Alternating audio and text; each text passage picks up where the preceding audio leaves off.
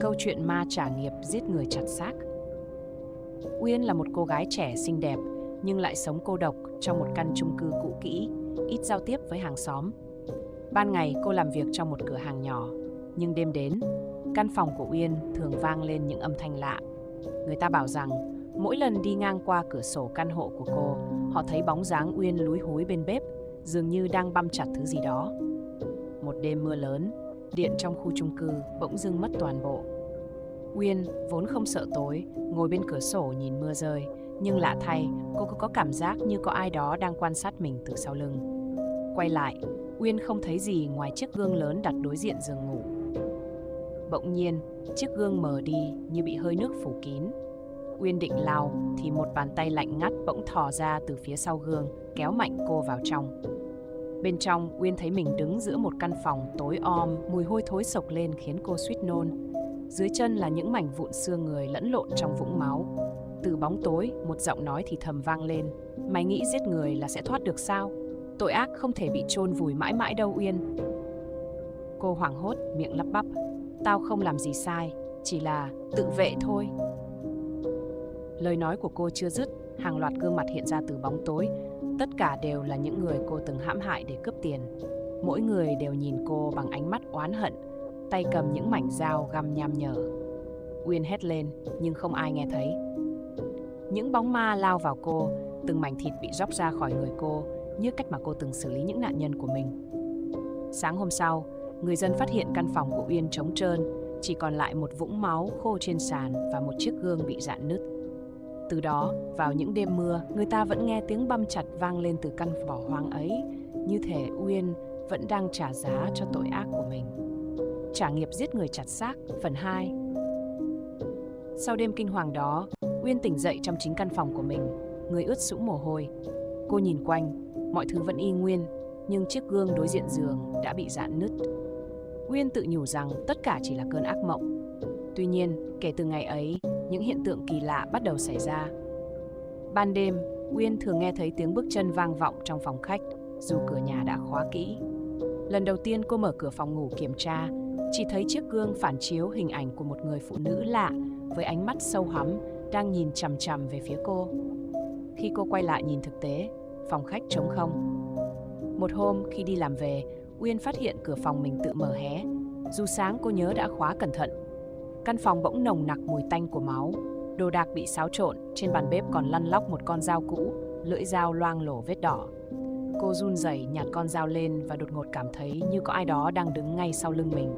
Cô không dám quay lại, nhưng tiếng thì thầm rít lên bên tai: "Uyên, trả mạng lại cho tao."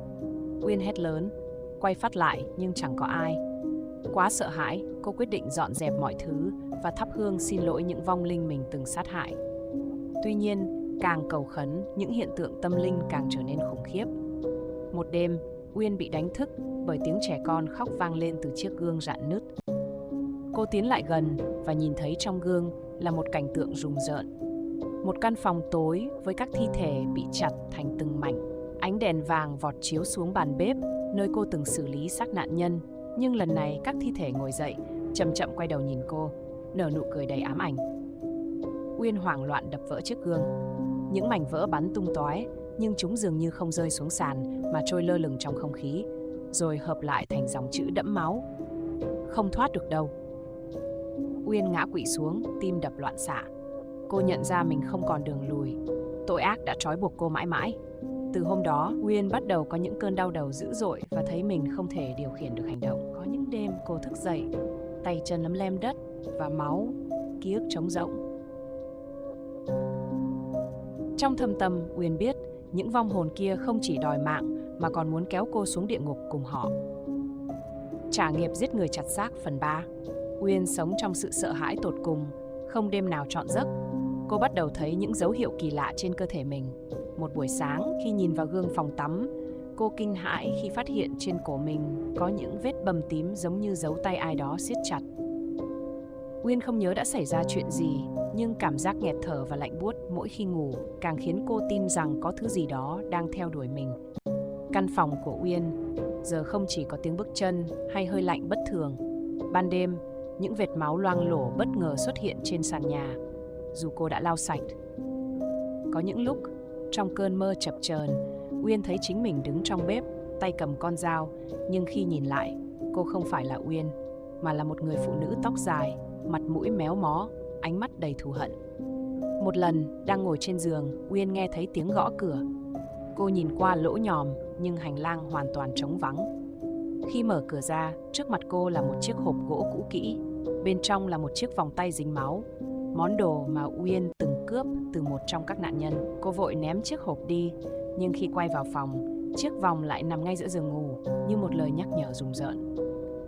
Không thể chịu nổi, Uyên quyết định đến chùa để xin sự giúp đỡ. Nhưng ngay khi bước qua cổng chùa, cô ngã quỵ, toàn thân lạnh toát. Các nhà sư lập tức làm lễ, nhưng khi tụng kinh, một giọng nói chói tai từ Uyên vang lên.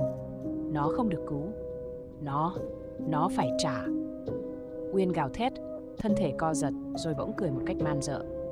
Các nhà sư nói với cô rằng oán khí từ những người bị cô sát hại đã ám vào hồn cô, biến cô thành cầu nối giữa thế giới âm và dương. Kể từ hôm ấy, Uyên không còn thấy mình là chính mình nữa. Những hồn ma bắt đầu xuất hiện rõ hơn, từng ngày kéo cô chìm sâu vào bóng tối. Dù còn sống, Uyên đã giống như một kẻ bị đày đọa trong cõi chết, không thể thoát ra. Trả nghiệp giết người chặt xác phần 4. Uyên giờ đây không còn phân biệt được đâu là thực, đâu là mộng. Những hiện tượng kỳ lạ xảy ra liên tục, không chừa bất kỳ thời điểm nào trong ngày. Ban ngày khi đi làm, Uyên thấy bóng mình trong cửa kính, không còn bắt chước hành động của cô, mà tự ý di chuyển, nhìn cô với ánh mắt oán hận. Ban đêm, những tiếng cười khanh khách vang lên từ trong tủ quần áo, dù cô đã khóa chặt. Một đêm, Uyên mơ thấy mình đứng trước căn phòng tối, nơi từng xuất hiện trong gương. Cánh cửa từ từ mở ra để lộ bên trong là một bàn mổ bằng sắt, với một thi thể bị chặt từng khúc. Uyên nhận ra đó chính là cô. Ngay khi tiếng hét kinh hoàng của Uyên vang lên, các mảnh thi thể bắt đầu hợp lại, tạo thành một con người. Nó tiến gần cô, nắm lấy cổ tay cô thì thầm: Mày sẽ chết theo cách giống như bọn tao. Uyên giật mình tỉnh dậy, nhưng nỗi sợ không chấm dứt. Bên cạnh giường cô, những dấu tay bằng máu in rõ trên tường, như thể ai đó vừa đứng đó theo dõi cô ngủ. Càng ngày, sự hiện diện của những hồn ma càng rõ rệt. Trong căn phòng, đồ vật tự di chuyển, đèn nhấp nháy không ngừng. Nhiều đêm, Uyên cảm giác như có bàn tay ai đó vuốt dọc sống lưng cô khi đang ngủ. Một hôm, khi đang ngồi ăn, chiếc ghế đối diện bỗng kéo ra và Uyên nhìn thấy một cái bóng mờ ảo ngồi xuống, tay cầm con dao mà cô từng sử dụng để giết người. Đỉnh điểm của sự kinh hoàng xảy ra khi Uyên thấy chiếc gương phòng tắm không phản chiếu hình ảnh của mình nữa. Thay vào đó, bên trong là cảnh cô đang bị kéo lê trên nền đất bởi những bàn tay vô hình. Cô quay đầu bỏ chạy, nhưng mọi ngóc ngách trong căn nhà đều bị bóng tối nuốt chửng. Không chịu nổi nữa, Uyên tìm đến một thầy pháp cao tay.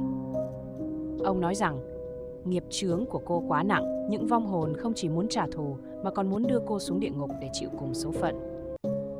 Nếu không sám hối và chuộc tội, cô sẽ bị chúng hành hạ đến chết.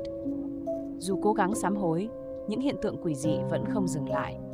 Uyên biết, ngày cô phải trả giá đã cận kề. Trả nghiệp giết người chặt xác phần 5. Sau buổi gặp thầy Pháp, Uyên bắt đầu thực hiện các nghi lễ sám hối, hy vọng có thể làm nguôi ngoai những oán hồn đang đeo bám mình. Nhưng càng làm, những hiện tượng kỳ quái càng trở nên dữ dội hơn, như thể những linh hồn kia đang tức giận vì Uyên cố thoát khỏi sự trừng phạt. Một đêm, trong lúc đang cầu khấn trước bàn thờ, ngọn nến bỗng vụt tắt. Căn phòng chìm vào bóng tối lạnh lẽo. Uyên định bật đèn thì một giọng nói vang lên ngay phía sau. Uyên, sám hối à? Muộn rồi. Uyên quay phát lại và lần đầu tiên cô thấy rõ bóng người phụ nữ với gương mặt méo mó, đôi mắt trắng dã, làn da nhợt nhạt như xác chết. Cô ta tiến lại gần, ngón tay lạnh ngắt lướt qua má Uyên. Cảm giác buốt giá lan khắp cơ thể khiến Uyên không thể nhúc nhích. Từ hôm đó, những cơn ác mộng trở thành hiện thực. Một lần, Uyên thức dậy giữa đêm và phát hiện mình đang đứng giữa bếp, tay cầm con dao dính máu. Xung quanh là những túi rác đen bốc mùi nồng nặc. Khi mở một chiếc túi, cô sững người thấy bên trong là những bộ phận cơ thể người. Đôi mắt vô hồn của các nạn nhân nhìn chằm chằm vào cô. Cô hét lên, nhưng mọi thứ biến mất chỉ trong chớp mắt, như thể tâm trí cô đang bị những linh hồn kia chiếm đoạt. Nhiều lần, Uyên cố gắng ra ngoài để thoát khỏi căn hộ, nhưng mỗi khi chạm vào cửa, cô lại bị kéo giật ngược lại bởi một lực vô hình. Những ngày tiếp theo, Uyên phát hiện trên cơ thể mình xuất hiện nhiều vết xước, và bầm tím, như thể ai đó đã tra tấn cô trong lúc cô không nhận thức được. Một buổi tối, Uyên nghe thấy tiếng gõ cửa liên hồi và dồn dập. Mở cửa ra, cô chỉ thấy hành lang tối om. Nhưng khi đóng cửa lại, cả căn phòng bỗng rung chuyển. Các đồ vật rơi loảng xoảng, chiếc gương lớn nứt toác, và trong từng mảnh gương vỡ, Uyên thấy hình ảnh chính mình bị các linh hồn kéo lê, cào xé. Đỉnh điểm là vào đêm mưa bão, Uyên cảm nhận có người đứng trước giường mình. Khi mở mắt, cô thấy các nạn nhân của mình đứng thành vòng tròn, mặt mũi biến dạng, miệng thì thào: "Đi theo bọn tao." Uyên vùng chạy, nhưng mọi lối thoát đều dẫn về căn bếp. Ở đó, hình ảnh cô từng chặt xác lại hiện lên rõ mồn một. Các hồn ma lao tới, bao vây cô trong bóng tối lạnh lẽo. Uyên hiểu rằng không nghi lễ nào có thể cứu cô. Oán nghiệp đã trói buộc cô mãi mãi, và đây là sự trả giá không thể thoát khỏi.